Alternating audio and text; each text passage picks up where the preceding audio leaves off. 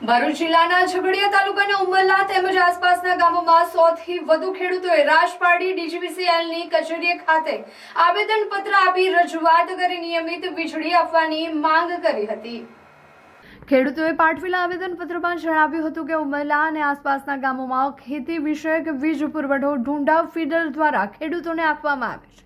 આ ઢુંડા ફીડરમાં વીજળી નિયમિતપણે મળતી નથી। 8 કલાકના સમય દરમિયાન 2 કલાક પણ નિયમિત વીજળી મળતી નથી। વીજળી વગર ખેતરોમાં પાણી નહીં પહોંચતા ખેડૂતોના પાક આકરી ગરમીમાં બળી જવાની અને પાક સુકાઈ જવાની ભીતિ સેવાઈ રહી છે। જાંબોઈ ફીડર દ્વારા સિંગલ ફેઝ 24 કલાક વીજળી આપવામાં આવે છે, તો ઢુંડા ફીડરમાં વીજળી નિયમિત કેમ આપવામાં આવતી નથી તેવો પણ પ્રશ્ન કર્યો હતો। વધુમાં જણાવ્યા મુજબ ઢુંડા ફીડર વિસ્તારમાં કર્મચારીની ઘટ હોય, સમારકામ દરમિયાન ખૂબ જ સમય વેડફાતો હોય, કર્મચારી વધુ મૂકવા માંગ પણ કરી હતી।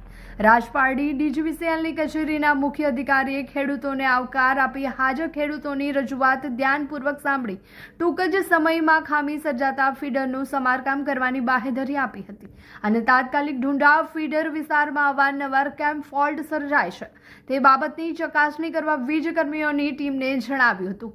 ખેડૂતોની સમસ્યા બાબતે અધિકારીએ ઘટતું કરવા બાહેધરી આપતા ખેડૂતોએ અધિકારીનો આભાર માન્યો હતો।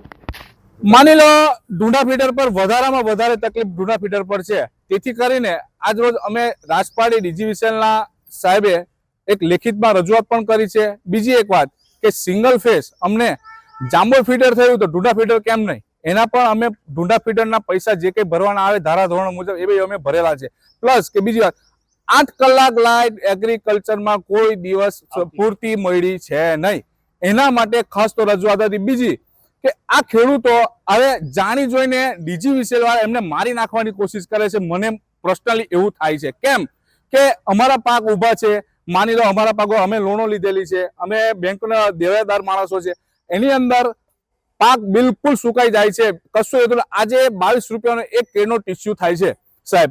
હવે મેં 5000 ટીસ્યુ મૂક્યા છે, એની તમે કિંમત ગણી લો અને લાઇટ ના આવે આ 45-40 ડિગ્રીમાં તો એનું શું થાય, પાકનું શું થાય। બીજી એક વસ્તુ કે નાના ખેડૂતો છે બિચારા રોજ ખાઈને રોજ જીવાવાળા પર છે, એમની પણ થોડીક જમીન છે, હવે એમની ભાગ શું આવે। માની લો કઠોળ વાળું આવ્યું હોય, અનાજ હોય, શાકભાજી છે, આ ટેમ્પરેચરમાં શાકભાજી કેવી રીતે પ્લાન્ટ કેવી રીતે જીવે સાહેબ। તમે દયા કરો ખેડૂતો ઉપર, જીવતા જીવ મારી નાખવાની કોશિશ ના કરો। અસ્તુ ભારત માતા કી જય, વંદે માતરમ।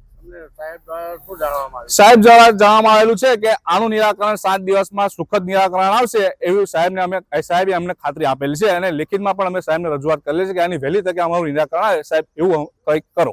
બાકી અમે ભૂખ હડતાલ પર રાજપારડી કમ્પાઉન્ડમાં બેસવાના છે, એ નક્કી વાત છે। અરે વંશિકા, કેમ છે? તે 11th સાયન્સ નું એડમિશન કરાવી દીધું? હા, ભરૂચ જિલ્લાની વેલ નોન એવી ઇન્ટેલિજન્ટ ક્લાસીસમાં કરાવી લીધું। કેમ ઇન્ટેલિજન્ટ ક્લાસીસમાં જ કરાયું? કારણ કે 2025 માં 43 સ્ટુડન્ટ્સના 80+ પર્સન્ટાઇલ, 46 સ્ટુડન્ટ્સના 90+ સબ્જેક્ટ્સ વાઇઝ માર્ક્સ અને મેથ્સમાં 100 આઉટ ઓફ 100 આવ્યા છે। સાયન્સ સ્ટ્રીમમાં ને આટલું સરસ પરિણામ, ચાલ મારે પણ એડમિશન કરાવવું છે। ચાલ, અહીંયા દરેક વિષયના ટોપ ક્લાસ ફેકલ્ટીઝ છે। સંકેત સર કેમિસ્ટ્રી એન્ડ મેથ્સના કિંગ છે। ફિઝિક્સમાં નિર્મલ સર, રુચિત સર, કાર્તિક સરનું ભણાવવાનું પણ ખૂબ જ સારું છે। બાયોલોજીના લેજેન્ડ એવા રાણા સરનું બાયોલોજી એક નંબર છે બોસ। બધું ક્લાસમાં જ યાદ રહી જાય તેવી તેમની ભણાવવાની પદ્ધતિ છે। રેગ્યુલર વીકલી ટેસ્ટનું ઝડપી પરિણામ અને સાથે સાથે ઇન્ટેલિજન્ટ ક્લાસીસમાં રિવિઝન પેટર્ન પણ જોરદાર છે। વિદ્યાર્થીઓને સપોર્ટ આપી અને MCQsની સૌથી વધારે તૈયારી એક્ઝામના છેલ્લા દિવસ સુધી કરાવવામાં આવે છે। અહીંયા 35 માર્ક્સ પ્રાપ્ત કરનાર વિદ્યાર્થીઓને 78 માર્ક્સ 95 માર્ક્સ સુધી પહોંચાડ્યા છે। આજે ઇન્ટેલિજન્ટ ક્લાસીસના વિદ્યાર્થીઓ NIT, મેડિકલ કોલેજ અને ગુજરાતની વેલ નોન ગવર્મેન્ટ એન્જિનિયરિંગ કોલેજમાં એડમિશન પ્રાપ્ત કર્યું છે। એડમિશન્સ માટે વિઝિટ કરો 203-204 253 સેકન્ડ ફ્લોર, સરદાર શોપિંગ સેન્ટર, શક્તિનાથ, ભરૂચ।